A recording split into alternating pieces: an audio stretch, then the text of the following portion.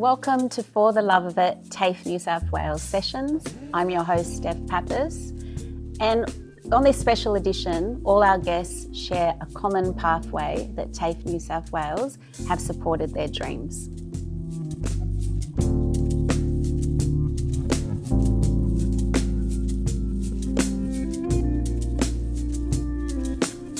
We'd like to acknowledge the traditional custodians of this land, the Gadigal people of Eora Nation.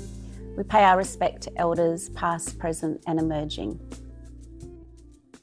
Hello. Welcome, Shaun McGrath, to For the Love of It, Tafe Thank you. sessions. I was trying not to sort of watch you while you were doing that because I think intros are the hardest thing ever. You know, it's a scripted thing within things that otherwise are unscripted, and I always find that the tricky bit. So well done on getting through it. Let's go. It's always a tricky bit to me. Yeah. Let's dive in. I've got a little introduction for you. Okay. So we've got a little bit more Another tricky. scripted thing. Okay, well, I won't pay attention again.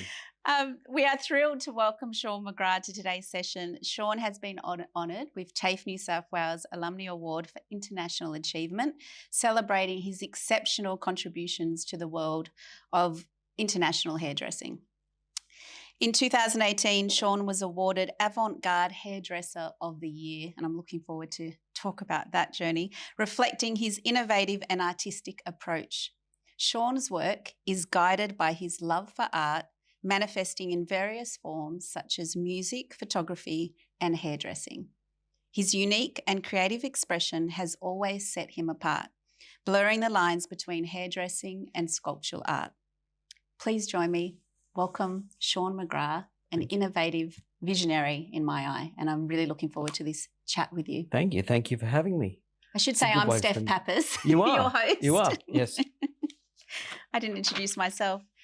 Well, I'm sure the people who are watching this because they've, been fed through the first 4 episodes, right, and, really, really enjoyed them thoroughly, and so they should know you by now. Thank you, Shaun. Yeah. Let's start, because we are here on a familiar ground for you. Yes, absolutely. Before you started here, there was actually 2 other courses you delved into at Tafe that I love to share, because I love that there's many pathways that sometimes can lead us. So just tell us a little bit about that. So look, I finished school. I was working as a dish hand in a restaurant in Terrigal on the Central Coast. And there was, hey, Shaun, do you want to be a chef? I go, well, hey, I've got nothing else better to do. I've just finished school, so okay. I'm great at doing toast. Actually, I do a pretty good roast as well. But you can do a cheese toasty? Yeah, okay. I can do those. That's good. Yeah. Successfully. But it wasn't something that was really sort of grabbing me. And, I definitely had a huge love for music, which has been, part of me my entire life, still is, and always has been. And that was the second sort of delve into it. Tafe campus at Wyong, where I studied music business production or business? Up there, okay. Music business up there, which was great fun. I was in there with a bunch of very, very like-minded people, and it was a pretty good time. I was working nights at the time, so I'd go to work all night, then I'd come and sleep in the car park at Tafe for a little while, and then wake up and do some schooling, and then have another little sleep, and then go back to work. I was doing that kind of thing. But like working in restaurants still, or no, other at jobs? At that point, I was just working in a factory, doing whatever job, sort of through the middle of the night. It meant that I could spill out of there and then go surfing as my sort of start to my evening, which would start at 7 o'clock in the morning. Where do you think, because you went on to do an apprentice with Anthony Nadar at Raw. Yeah, Did I say that all right? Yeah, Anthony Nader, wonderful hairdresser. Anthony Nader, yeah. So where do you think that spark and that interest to transition to hair, was that at a younger age, or where did that come from? I think it had been there for a long time. It was something that I definitely had considered and thought, yeah, that'd be cool, because what I was always an artistic human, right? I'm attention deficit disorder, Erlen syndrome, dyslexic. And so neurodiverse, as the modern term has become. And I love that. I'm not really one for sitting there writing something down or banging something into a computer. And I say banging something into the computer, it's more kind of like single finger kind of typing. But that wasn't for me. And I wanted to find a job where I was able to create every day and create something that I felt was artistic and had an artistic direction And the bonus was, look, I was a very, very quiet kid. I consider myself to be a pretty quiet adult as well. And the other thing about it was I get to talk to people all day. And look, I was pretty rubbish at talking to people then. I've got a little bit better now. Just a little bit. Yeah. A little bit better. But it was a way for me to, become also more conversational as well. And, so it had these sort of two prongs. Okay, it's going to make me better socially. It's also going to be creative. And I'm creating art. Now, by the time I got through to the age where I was kind of ready to go, okay, I'm launching into that, I was 23. When you started your apprentice? Yeah. Okay. It's later. Yeah. So, yeah, I was sort of really, really late as an apprentice coming into it. But at that point, I already knew what hard work was. I knew that, when you have a job, you have to get in there and work hard and do everything well and, be efficient. And so I think that really gave me a bit of an edge leaping into it. And I sort of picked out a handful of salons and only a handful of salons. And to approach for the apprenticeship? Yeah, absolutely. And Raw Anthony Nader, which is over in Darlinghurst, amazing salon, still to this day banging out spectacular work. And huge fan of what Anthony and his current staff there are doing. It's really cool. So it was, I managed to land that job there, and it was in a day where a hairdressing apprenticeship was still really, really sought after. Yes, and hard to get. Yeah. And these days, we'll sort of delve into that a little bit later. It's definitely a struggle. The industry is getting a little bit kind of top heavy, I feel. Harder to find the apprentices that are wanting to do the work, because it is. I've done apprenticeship in hair for the first year, and it is hard work. It's long hours standing on your feet. Yeah. So tell me then, Anthony welcomed you, brought you in, saw something in you, and you ended up here at this very campus at Ultimo. Absolutely. Yep, just across the road there. Yeah, share that experience. Like, what was some of the highlights? Yeah, some of the highlights. I'll do both highlights and challenges. As a neurodiverse human, paperwork and the science of it. Now, I think the science of hairdressing is so important to everyone's career, but that was definitely the bit that I kind of struggled with. Creative stuff, no worries, all in. I'm going to go crazy on that, and as I did and as I have, and it's great fun. But sitting there, submitting an essay, assessments, that was the bit that I kind of really struggled with, and it did take me a little bit longer to finish a lot of my apprentice work. I was there for probably an extra 6 months than I needed to be. And, I was occasionally missing as well. It was a really interesting apprenticeship with Anthony, because there was so much going on. We were doing breakfast television. We were off doing catwalk shows. We were looking after models in photo shoots. And during that time, Anthony won Australian Hairdresser of the Year during that period as well. And so I was lucky enough to be on that sort of set. And it kind of gave me the love for really creating an image. And understanding the different facets of the hairdressing industry, because it's not just, it doesn't have to just be cutting and colouring. And I think even coming back to your fellow students and showing them all your experience you've had underneath this mentor. Yeah, and that was really, really amazing. And I came into Tafe and I was so well supported here as well. Someone we've talked about is Gail Watt, who is still part of the hairdressing teachers group over there. And it's really, really cool. This is someone who took me through my training, 20-something years ago. And it's incredible, isn't it? Yeah, and now I've got apprentices in the salon who are going through Gail for their apprenticeship. Amazing. And that sort of happened all the way through. I mean, there was a time where I was away out in a different country, but, there's always been apprentices coming out of Ultimo campus here that have been in and around the places where I've made my vocation. Yeah. And it's been super cool to retain that link. And, every so often Gail and I have a chat and it's lovely. And you ended up then having this experience to head over to first the UK. Yeah. What was that stepping stone for you to get over there? the stepping stone was kind of easy. You know, I followed a girl. You know, that's. I was going to say, does it have to do with love? Yeah. One of the many relationships. Yeah, so that's got me in plenty of trouble over the years. Yep. But it's another podcast. Yeah, that's another podcast. And so that was my catalyst for heading overseas. But when I got there, I thought, okay, well, I really want to. Also, I'm going to really grab the career side of things. Look, I think the great thing about London for me is it's big enough for everyone to have their niche. Now, the brand of hairdressing that I do is a little different. You know, it is not your sort of standard kind of hairdressing. There is a lot of unusual things that I've thrown into my career, and that has been definitely irregular.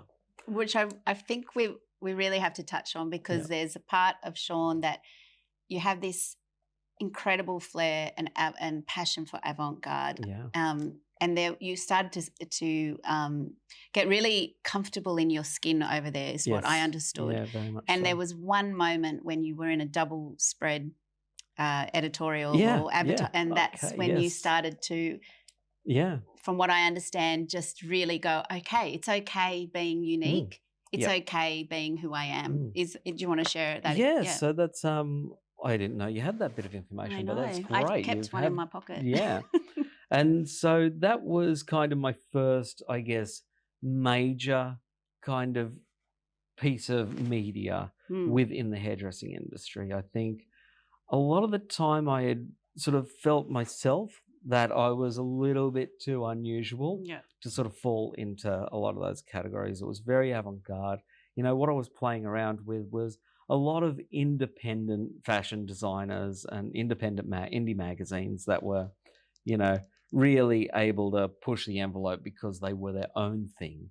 You know, they weren't sort of attached to something which controlled them. It wasn't in a box. Yeah. And so I was really, really excited when Hairdresser's Journal, which is, you know, pretty much, it is the most sort of famous hair publication in the world, the British Hairdresser's Journal. And so they wrote a double page on me and had someone come in and interview me, and I thought, okay. And this was when I was very much doing what I referred to as things hair. Now, things hair is, you know, taking everyday objects like, you know, it could be taking this set behind us and tearing it apart. I know you've worked very hard on it. No, tear it apart. Yeah. and creating something that is hair-like.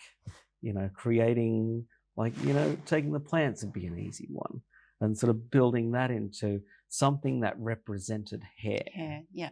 And so I was always going through sort of skip bins. I'd have these strange bulk industrial orders of strange little parts, like, you know, the piece that probably launched me. Yes, let's talk about that. Yeah, it was a piece made. It was a bob made out of safety pins, and it was 9,000 safety pins that I put into that piece.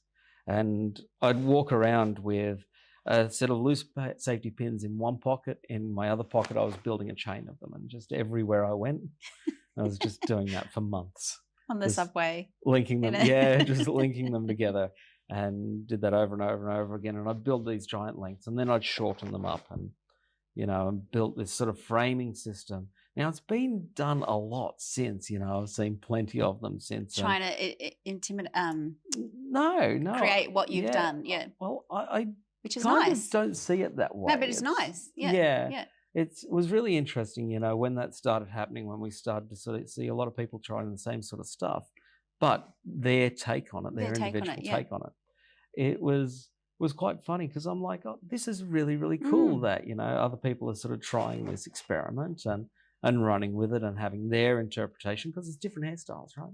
And we're all unique. Yeah, and we all put our own absolutely. essence into everything. And, you know, it was early days of Instagram, and, you know, people were really, really enthusiastic about what I was doing. And some people, I think, were too enthusiastic about what I was doing. And they would see these people and they'd go and chase them down and go, I know where you got that from. You're copying Shaun. And I'd jump on these people saying, calm down. It's cool. Yeah, it's I cool. Like to be it's fine. You know, it's sometimes it's just, you know, people also have similar ideas at similar times. Yeah. I mean, there's millions of hairdressers out there. It's going to happen, right? And so, it was really funny with this piece. Yeah, and with this piece, you collaborated with an incredible photographer. Yeah. And I even found this fascinating that you were saying that piece, you asked him, if I've got it right, that you asked him to hold because you wanted the movement in that piece. So you redid the whole piece. Is this correct? Yeah, I mean, that's not uncommon for me either. Oh, wow. So you created this wig or piece out of safety pins, 9,000 safety pins. Yeah. And then before the photo shoot with this incredible artistic photographer, you've said, hang on, I think there's going to be more movement. And when you see this shot, maybe we can share it. It's just incredible, the movement. It's like real hair. There's a video on YouTube. We'll throw the link in the description. And it has this movement to it, and it's all got to do, and I think that's where it differs from a lot of the other ones I've seen, is the movement. Yeah. It was really important that it actually moved like hair. Something I say to my clients in salon, especially with longer, sort of pretty hair, I'll say, look, I was educating yesterday, and I was using this line yesterday. I want your hair to dance when you do. And so I find that sort of movement and not making sure that everything sort of has a seamless kind of flow backwards and forwards, and there's not one piece kind of blocking another or a change in angle where it'll slow down that projection of hair is really, really important. And the way that that particular wig was put together, it had to be designed so it moved. And then when we shot it, there is the actual picture that we ran with, and then there is the sort of 160 odd stills where it's all moving, and the whole thing was moving. We had a old singer sewing machine on the table. This one here. Like that. Yeah. And we had this dress which was sort of made by a seamstress friend of ours, and it was actually being sort of fed into the machine, and it just had a sleeve, and the rest of it would just flow off in a fabric out of the scene. We had myself and one of the assistants on the end of the fabric just madly kind of doing that. And we had, Phil is a very, very clever photographer. Phil Fiskey's amazing. Does a lot of work for Observer magazine, for the paper in the UK, as sort of one of his main sort of bread and butter things, and does a lot of very interesting series. Now, this series was a thing called Wiggery, which we did together. That was your brand, wasn't it? Yeah. And so there was one that we did out of paper clips. There was safety pins. Yeah. We did one out of paper airplanes. Yes. Which was very, very cool. How many paper airplanes? They were tiny. They were, I think it was around the 4,000 mark. And tiny little, tiny. And so I had to fold those all in with needle nose pliers, because it was too tiny to actually use fingers. And so that was another one of those things. I would just sit there for days and days and days and days and days, and over and incredible, because sorry, you've said ADHD. I just want to note on this, because isn't it incredible that you could spend all this time, attention to detail? Well, it's something that you're enthusiastic about as well. Passionate about, If I'm excited about something, I am going to hyper-focus it. Yes. I will throw myself completely into it and almost ignore the rest of the world, whilst I do it. And I've become better at controlling that, I think, because the rest of the world is important too. And it's, to sustain relationships. Yes, going absolutely. Back to relationships. Yes, going back to relationships. And so I find that, my balance of that is getting better as I get older. And maybe I've got, a fair amount of creativity out of my system, so it's not as desperate that I do it right now, and I need to make this thing and everything else needs to stop. Also as a parent as well, everything else can't stop nowadays. No. You kind of little priorities as well. Yeah, for sure. And that experience, because you led on to being a family man and more relationships, but that experience, you went over to America and collaborated with Unite. Is that with Unite Hair? Unite Hair, yeah. And you started to really, there was a turning point for shift, you. Yeah, it was massive really shift. Interesting. Yeah. And so I kind of decided that I needed to kind of flip what I was doing. So what happened was I was doing this wiggery thing in the UK, and Unite were having one of their shows, one of their global session shows in London that year. And I was invited to come along to it. There was a friend of mine who was doing some work at it, and it's incredible name. It'll come to me. Yeah. We'll put it down here somewhere, right? Okay. And so I was there helping her through her stuff, and like just getting that on stage and just being sort of part of the whole sort of process of a hair show. And that was really, really fun. And I met a lot of incredible people. And then, I got in touch with Unite, or well, they got in touch with me and started, being enthusiastic about what I was doing, which was really cool. And it's a brand I love. I have it still working with them now. Yeah, I have it in salon years and years and years later. And it's a beautiful product. It does what it says, and it's created by wonderful creatives like me, who want to do really, really interesting things and want their products to kind of work. And so enough PR. Okay, we'll get back to the it's great. Unite. Yeah. And so, but yeah, they sort of said, look, we want you to come out to the US and do our big global sessions show out there. And it's an amazing show. It's lovely. I've done it a few times now. And it's so great to be part of, a big sort of creative machine. Everyone's there doing their individual thing, and it works so beautifully. And it's amazing people, amazing creatives. I've had the pleasure of, sharing green rooms with, people that I find hyper inspiring, right? And so that's very cool for me just to be there for that process. I find that with those shows, the hair shows I are amazing. learn as much as I give. Just I like as that. being I learn as much as I give. Just being part of that experience. I was teaching yesterday here in Sydney. Tell us about that, the Yin Yang workshop. Yin Yang with Craig Rhodes, who's an amazing hairdresser out of Canberra, and that was the same thing. It's a great opportunity for me to learn as well, and I always learn when I do these sort of more than one hairdresser kind of events, and it's lovely to have. And so now we're over in the USA. You're working with Unite Hair. Another plug. And what was the transition or the drive? Was it another relationship that brought you back home to Australia? No, I mean, a lot of it was one that was failing as well. Okay. That, kind of, I thought it was important for the kids to sort of grow up here. So you had the kids over there? Yeah, well, the first one was there. The second one was on its way. Okay.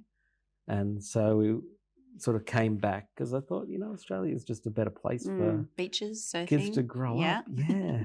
Look, I think London's great for, teens. I think it's great for adults. Yeah.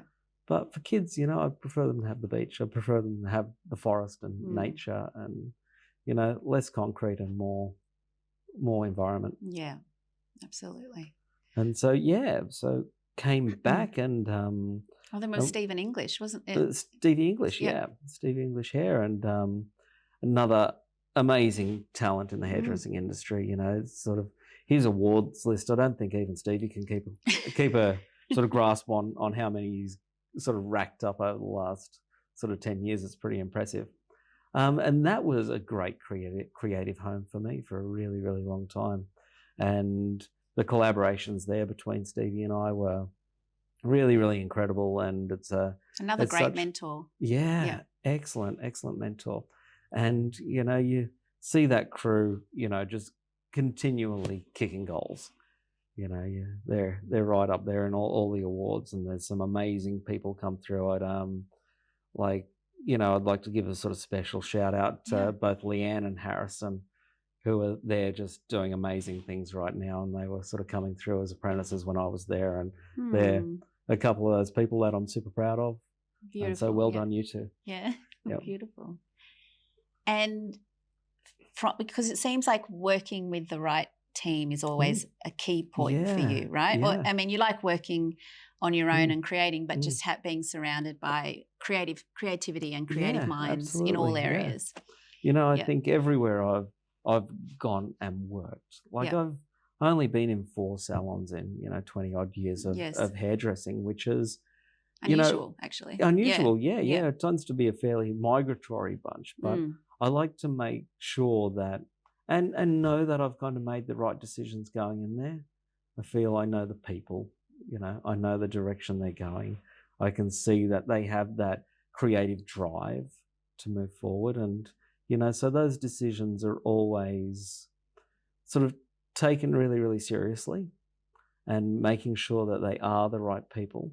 And I love that every salon that I've worked in, I can walk back in there and have a really lovely, beautiful conversation with my friends, right? And I think that's pretty awesome. I love that. Yeah. Well, then what led you to be with this awesome team you're with now at Access Hair? Access Hair. So Access Hair came along. There was I needed to sort of make a shift sort of branding wise. Yeah. Stevie and his team had sort of pushed in a different direction on the brand side of things. But at the same time, I was still doing a lot of stuff for Unite. And there was just that little bit of a clash there on that front. And I definitely miss my Stevie English people. They are awesome, and I drop in and see them quite frequently. But yeah, it was sort of time for me to sort of shift away from that and do something new as well. So I found my new home at Access Hair in Summerhill, and now I've been there for like 4.5 years-ish now.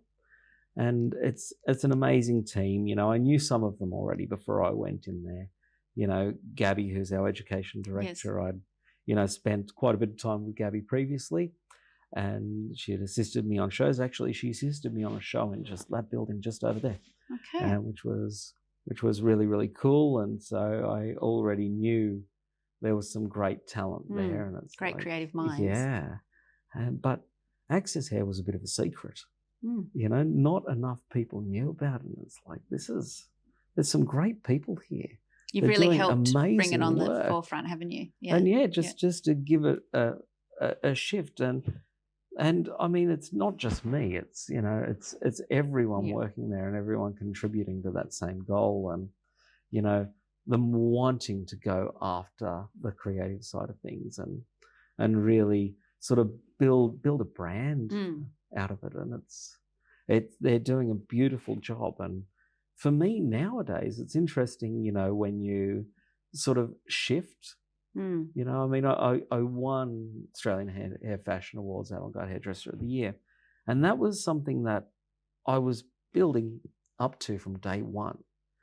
Before I was an apprentice hairdresser. Yeah. When I was just like scrolling through what was then Culture magazine, pre-hairdressing, and going, I want to get into that. I want to do that. And, it was... You had that knowing that you wanted to win an award in that section? There was that particular award that I wanted. Wow. Avant-Garde Hairdresser of the Year. And looking at that and looking at the people around it, I mean, we pre-chat, we talked about my friend Benny Tognini, and that's one of those people that I was looking at and going. So let's mention who he is. He's the avant-garde master. I consider Benny to be the godfather of avant-garde here in Australia, and so people like that are really, really super inspiring, and a lovely man as well. With my 2018 the winning collection. It was one that I sort of put across Benny's desk and said, mate, I'm struggling with the crop for this. Where are we going to crop this image? How much of it are we going to see? And I was thinking, I want to see more of it. And there were other people saying, want to see less of it. Hey, Benny wanted to see more of it too. So I love that. And so you ran it by him as a mentor. Yeah. Sort of, I think that's and you important. went on to win. I did, yes, that year, yes, yeah. Yep, with the wider crop. And it's but it's really important to reach out to those people that you find inspiring in your industry. And I find hairdressing very, very cool, and the people within it very, very cool as well. It's their hairdressing most of my best friends are in hairdressing, right? It's the people that I look up to are in hairdressing. It's one of those industries where it is all about fun. It's all about creativity.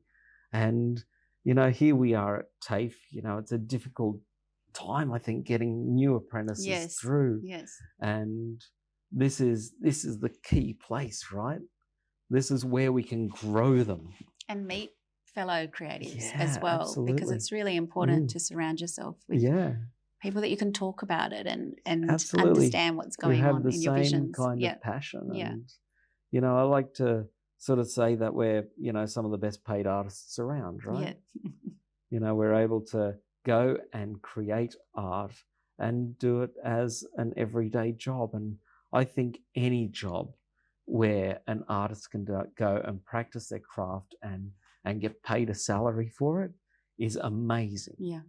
Like, I'm all clear-skinned, but, you know, I love tattooing. Yes. As a form of art, you know, and I love that it gives artists jobs. Any industry that can give artists jobs, I'm really, really excited about. And supportive of, Yeah, and so hairdressing is that for me.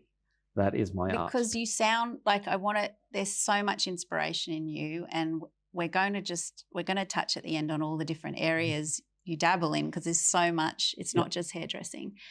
But for other creatives out there, is there points on, you know, I think the creative industry got a big hit with everything closing down, and especially hairdressing. Have there been some challenges where you've had to really pull yourself up, put the shoes up and go, I'm still in it. I'm still creating, and find that drive? Have you had those crossroads happen along your journey? Definitely. You know, I think that crossroads, I guess, haven't really happened in hairdressing, but they can happen around it. Personal life. Yeah, absolutely. Like, you know, I've, I guess, been through a rough kind of couple of years of previous years gone. And I think that it can do two things. Yeah. It can enhance your creativity and it can stifle it. It can do both. And so, you know, we'll cut into that a little bit. So, you know, over the last couple of years, my mother sadly passed away of a really, really aggressive neurological sort of type thing called CJD, if anyone wants to look that up. But it's not a good time. You know, it's very degenerative. It's very, very fast. And so I was coping with that at the same time you know, so mum was terminal and got that diagnosis. At the same time, marriage was collapsing on the other side. And, you know, sort of it was very, very important that I was able to go and, you know, find time for me. And the way that I like to spend time is creatively. Is that how you process the grief through all that and destabilizing? Yeah, absolutely. It's creatively and by myself as well. You know, and just I sort of developed, like, let's sort of skip back just a little bit because it's all going to tie together. So when I went through and started as creative director of Access Hair, something that I wanted to bring to the table was the photography side of things, because look, that's an expensive outlay. Yes, in any creative putting field, a fashion, collection music, together, absolutely. And so it's like, okay, how can we create that all the time? Okay, well, as opposed to having, you know, to book a photographer and to, you know, book a space, let's just make sure we've got all that gear here. So I went and bought a stack of photography gear and then started playing with that. And I thought, if I can get good at this, then we can shoot our own collections. Now we do shoot our own collections.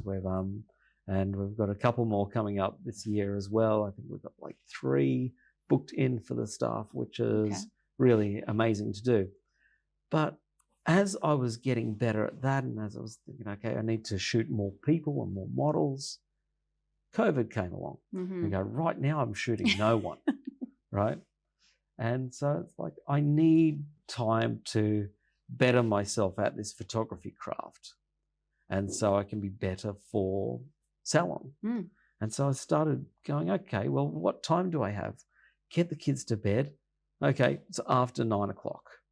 That's when I have time. And I started to take these sort of walks out into forested locations and on cliffs and beaches and just spend time out there sort of learning the camera, but also learning myself, right? And processing, maybe what you just had gone through. Yeah, processing everything that was going on. And now it's very much my thing. You You know, that's what I do to relax. That's my calm, is, you know, find a place in the dark in the middle of the forest when there's no one else there. And you're just able to relax and, you know, maybe process what's in your head. But yeah, so creating is the way that I sort of, I guess, look after myself.